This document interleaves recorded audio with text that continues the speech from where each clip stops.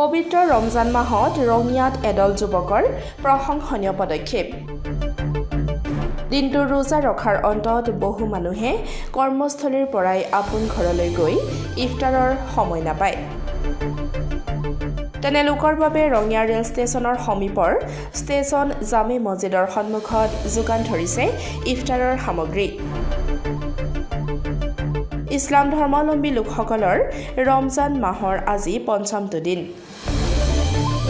প্ৰথম ৰমজানৰ পৰাই এনেদৰে যোগান ধৰি আহিছে ৰোজাদাৰসকলক ইফতাৰৰ সামগ্ৰী। ইফালে বহু দৰিদ্ৰ পৰিয়ালে দিনটো ৰোজা ৰখাৰ অন্তত এসাঁজ অন্ন নাপায় ইফতাৰৰ সময়ত। তেওঁলোকৰ বাবেও বিতৰণ কৰি আহিছে এসাঁজ সুস্বাদু আহাৰৰ। ৰঙিয়াৰ এদল যুৱকৰ এনে পদক্ষেপক শলাগিছে ৰঙিয়াৰ সচেতন মহলে। পবিত্ৰ ৰমজান উপলক্ষে আমি প্ৰথম দিনৰ পৰা আজি আমি 30টা ৰোজালৈকে আমি বিনামূলীয়া ইফতাৰ যোগান ধৰিম বুলি আমি প্ৰয়াস কৰিছোঁ। আৰু এই প্ৰয়াসত আমাৰ ওচৰ চুবুৰীয়া আমাৰ যথেষ্ট ওচৰৰ বাসিন্দাই যথেষ্ট আমাক সহযোগিতা আগবঢ়াইছে। আৰু আমাৰ উঠি অহা প্ৰজন্ম সকলোৱে আমাৰ লগত পুৰা আমাৰ হিন্দু মুছলিম মিলি লাগিছে এই বস্তুটোত।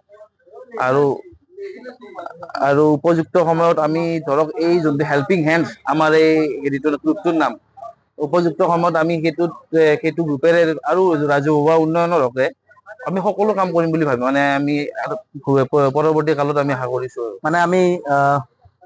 আমি এই ইফতাৰৰ আয়োজনটো কৰিছোঁ যিবিলাক মানুহ অসুবিধাত আছে, ধৰি লওক কোনোবা ই ৰিক্সা চলাই, কোনোবা দোকান আছে, ঘৰ দূৰত অসুবিধা সিহঁতৰ ইফতাৰ কৰাত, বা কিছুমান আমাৰ ষ্টেচনখন ওচৰতে আছে, ভ্ৰমণকাৰীবিলাক আছে যিবিলাকৰ ইফতাৰটো অসুবিধা হৈ পৰে ইফতাৰৰ যোগাৰখিনি পোৱাত। তো সেই ভাবি আমি এই পদক্ষেপটো লৈছোঁ। আৰু প্ৰথম দিনাৰ পৰা পূৰা 30টা দিনে আমি ইফতাৰটো বিনামূলীয়া আমি বিতৰণ কৰিম।